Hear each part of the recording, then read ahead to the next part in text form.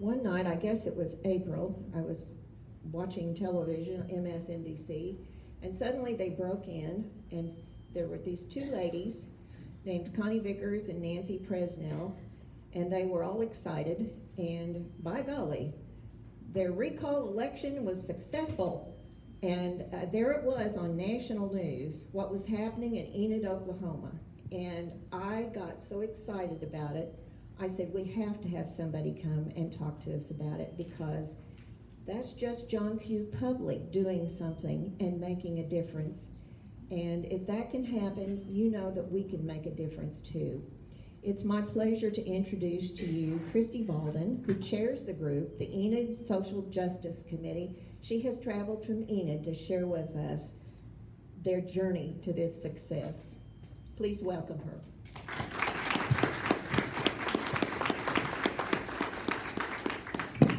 Thank you. I'm a little short, just a little bit taller than the podium, so I'll be okay.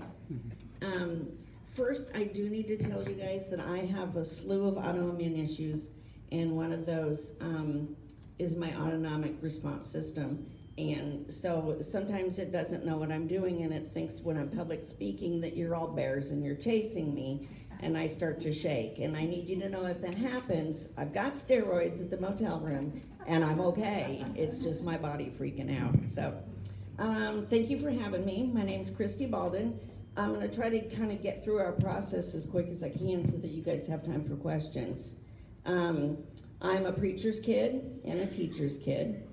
My dad went to seminary at Yale, and my mom was a double master's in special ed and learning disabilities. And so I was, school and church were very important when I grew up. And then I moved to Oklahoma in 1987, 3 years after graduating high school.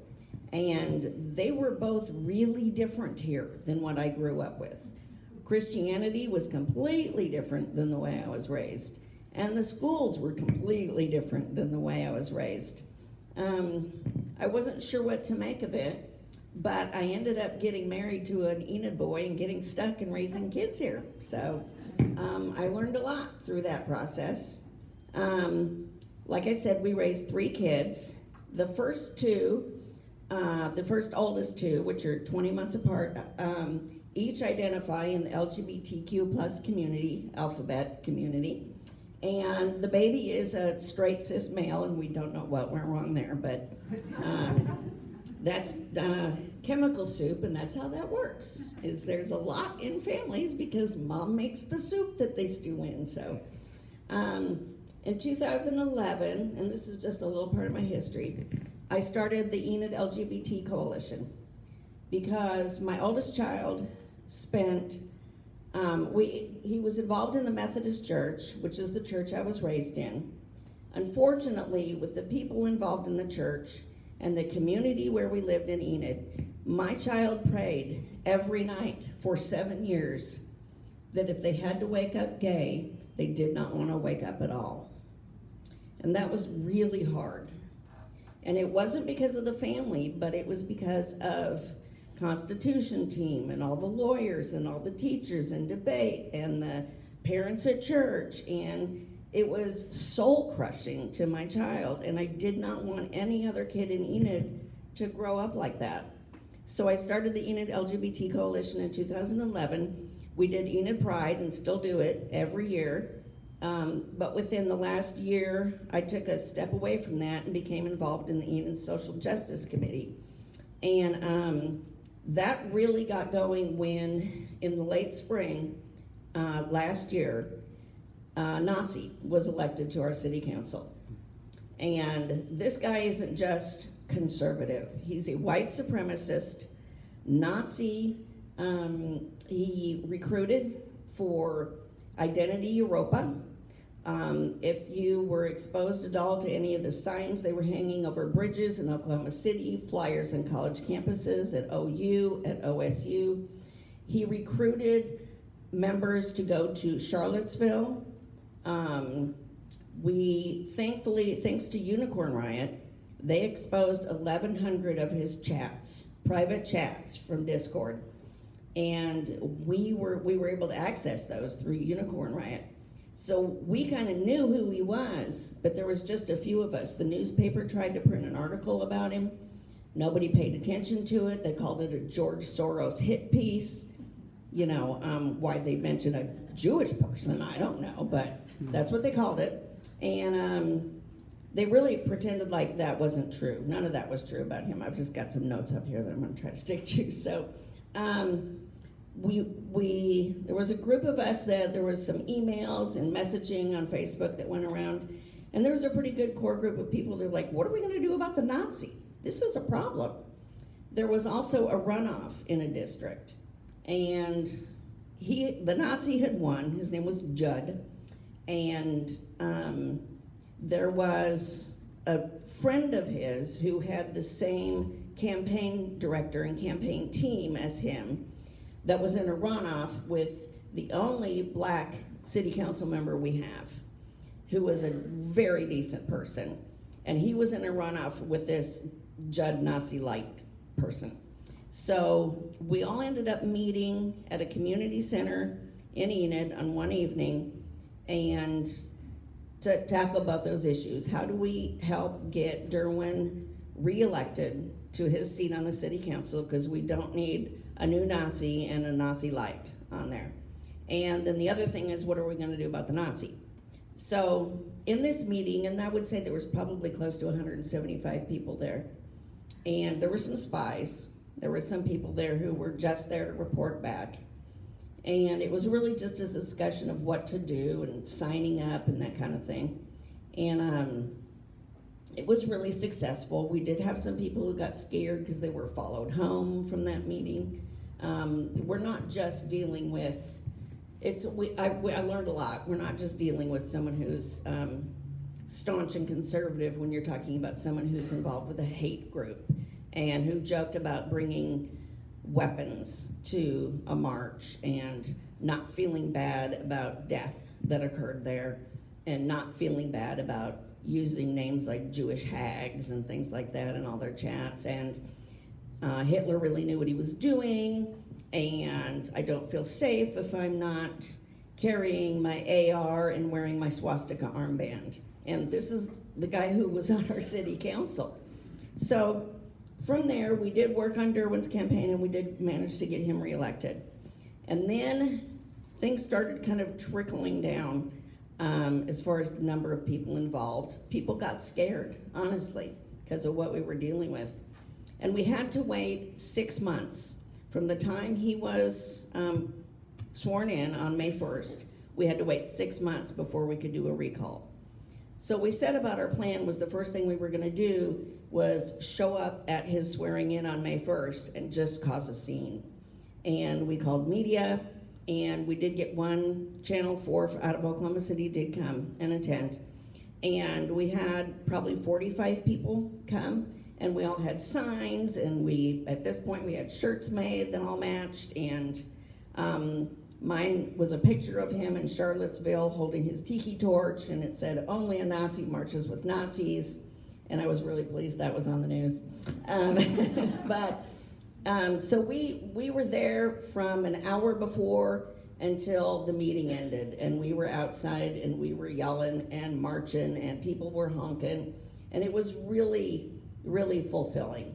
There were people who came outside and argued with us, and what do you think he's a Nazi? And it's like, because he's marching with Nazis saying the Jews will not replace us. So that's kind of a giveaway. That in the quotes about wearing a swastika. But at any rate, we had to wait 6 months. So what we did during that time, we didn't have any money. I mean, it was just a group of people. And we were mostly elderly women and autoimmune disabled people and our spouses that we made drive us around and do everything. This is my husband's here. So in that 6 months, we did bake sales. We held a couple of events of our own where we just did like a community picnic, and we threw our money in and we printed black and white, like 3 flyers to a page, cut those up, and we'd have free picnics in the park. And we tried to target just various areas in Enid, but we did focus on his district because only people in his district could sign the recall petition and vote. And so we had picnics, we had free food, we got donations for that food so that it was free. One of them was we did a World War II veteran memorial walk, and we had 8x10 color prints of the veteran, and I had my grandpa in there, on signs, and we lined the whole sidewalk in the park with those, and we gave away free hot dogs and hamburgers and potato chips and cookies and lemonade, and we got that stuff donated. So we did that all summer. We signed up to have a booth at every function that was going on in Enid, whether it was First Friday on the courthouse lawn or Enid Pride, which we went to and had a booth. But and we would not just sit at our little booth, we would walk around all of downtown and hand out flyers. These cheapo black and white flyers that we spent almost no money on. In the end, there's a joke about, now they're saying that we spent 6 figures to defeat him. So we spent less than $2,000 all in for the entire campaign. But we did that through the whole summer. We just kept getting the word out. Everywhere that there was a public function, we would show up. And every time there was a city council meeting, we would show up. And we would take turns, who can make it, and we would speak at the city council meeting in front of him. And we would take his quotes from that Discord chat, and they were despicable. And we'd have 10 people able to come, we would have 10 quotes, and in a row, because they cut our time down from 3 minutes to 1 minute. So we would just have one person read one quote from him, and the next person would read one quote, and we did that for 6 months. And by the time we were done with that 6 months and November 1st came, Enid knew what was going on. And that was not about money, that was about people. That was about showing up and being dedicated. So on November 1st, we hit the ground running, and we printed way more of our little black and white handouts. At this point, we'd already made a video compilation of some of Judd's best hits and pictures and things like that, and comparing him with our World War II soldiers that fought Nazis and fascism, and who Judd really was, because he was, and you know, I don't say this about many people, but he really was just a despicable Nazi. So it wasn't hard. The hardest part was getting people to believe that we weren't making it up and that we could prove who he was. And once we were able to do that with the media, which after repeated efforts and repeated communication and giving them our sources, they were finally able to stop saying allegedly. And they were able to actually say he was involved with recruiting for Identity Europa. And he said this about Hitler. So our pursuing that repeatedly opened that door. So we had the little, what do you call those? The QR codes. We put those on all of our handouts, and it had a link to the video with all of the information about him. So that if they looked at our flyer and they didn't believe it or didn't think it was enough, we were just like, you know, watch the video and then make up your own mind. You know, we didn't feel the need to have to stand around and convince people. It was, here's the information, make a decision. So November 1st hit, and we were able to get the list from our Garfield County Democratic Women President, Nancy Presnall, a list of all the Democrats and independents in his district. And we had our little handouts, and by this time our team had dwindled to probably close to 12 to 15 people on and off of really dedicated, I will go door to door. We had a lot of people kind of involved on the periphery, willing to do other things, but when it came to marching door to door in November, in the rain, in 30 degrees, we were pretty limited, but we did it. And his district had 7,000 voters in it. And we went door to door for almost 3 weeks and hit the entire neighborhood. And every person that voted there had information that they had to look at, and if they were going to decide they were going to throw it away or ignore it, that was on them. But we were going to provide that information. And that was what we were doing on the recall once November 1st hit. And we had the recall petition, we had our lawyer look over the wording on it. We did a meeting where we did petition training, where we trained the volunteers. How do you get a petition filled out? This is the necessary information. If this is missing, they'll throw it out. If they're not a registered voter, they'll throw it out. We targeted for getting over 125 signatures over the minimum. And I'm glad we did, because we only made it by like 25 signatures. They threw out 100. Some of these people thought they were registered voters and they were not. Or they forgot they moved since, they lived in this part of the neighborhood, but they were in a different part of the neighborhood. So there were, it was valid reasons, but that happens all the time. It's really common, especially people who are like, yeah, I'm registered, and they're not. And even one of my bonus daughter's husband, I picked him up to go vote on the day that he was gonna go vote.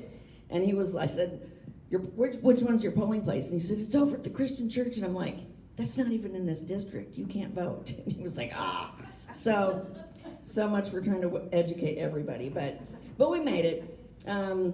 We in less than 3 weeks we had it, and we announced that we had the recall signatures submitted, and we announced that at a city council meeting in front of him, and he turned red. And that's kind of when the fun started. He didn't believe we could do it. And I'm not even sure we believed we could do it, but we sure as heck weren't gonna not give it everything we had to try and do it. So he got really angry. His supporters got very angry. Things got really ugly. They got dirty. By the end, my husband's phone and our computer were hacked. They had doxed us on a Nazi website. We had pissed off the Patriot Front, which I don't know if you know who that is, but they're a big Nazi group, white supremacist group. They're not Nazis, they're white supremacists. But he had received 95% of his donations from associations with Patriot Front. We're 2 roommates that were Patriot Front members in Texas. They supported almost his entire campaign the first time around when he ran and won. So we published that. It's a matter of public record who those people are getting donations from, and we use that to our advantage. And after this was for the general election, after we got him recalled, the mayor and some business leaders had encouraged a very popular Republican woman in the community to run. She was a chronic volunteer, she was a teacher, she was well-loved, and she was running against him. And she has a big, good heart, and I've known her forever. Our kids played softball together, so I was happy. Because we also knew that if they were gonna vote for a Nazi, the only person who could beat him was a Republican. And that was true in that district. In the end, he got really angry, and we got doxxed on the Nazi website. And then 4 pictures of my daughter showed up on a national Nazi website, and where she lived. And she has lived in Chicago for 10 years. She doesn't even live in Enid. She doesn't vote in Enid. She's not part of the Enid Social Justice Committee. But there they had plastered pictures of my child all over a national website in order to intimidate us. We did end up having to call the FBI on the computer. As soon as I said Patriot Front, they were like, oh. So we were informed what to do, how to protect ourselves. It got pretty scary, but I wasn't gonna shut down. I think that's how they win, is they scare you, they try to intimidate you, and they expect you to go away. And I was just like, I'm not gonna do it. I apologized to my daughter, and she said, I'm proud. So that was nice. But at any rate, she won. Cheryl Patterson is our new city council member, and that was thrilling. Things have gotten a little bit better in Enid, but now they're at the point where they've told the entire Republican Party of Garfield County that we spent 6 figures defeating them. after he doxed my daughter, I did get really angry. And so I spent $1,300 on a postcard about him. And it basically listed everything about him on it. And that was more of a revenge thing from me, but it was the truth. I mean, it was the truth. This is who he is. This is what he's done. And I'm not even sure we would have done that if he hadn't targeted my family, but I was just not going to let that be. I was not going to let that stand. So all in, we spent less than $2,000 on the entire, from the day we started through the campaign, on all the handouts and all the postcards and all the copies, everything we did. We spent less than $2,000. And the real key was people. People beat him. People removed him. People did the job. And in the end, I think the media was the biggest part of our success. In the end, we were covered by Huffington Post, NBC, MSNBC, CBS, ABC, and CNN. And I met Ed Lavandera, and he's really nice, from CNN.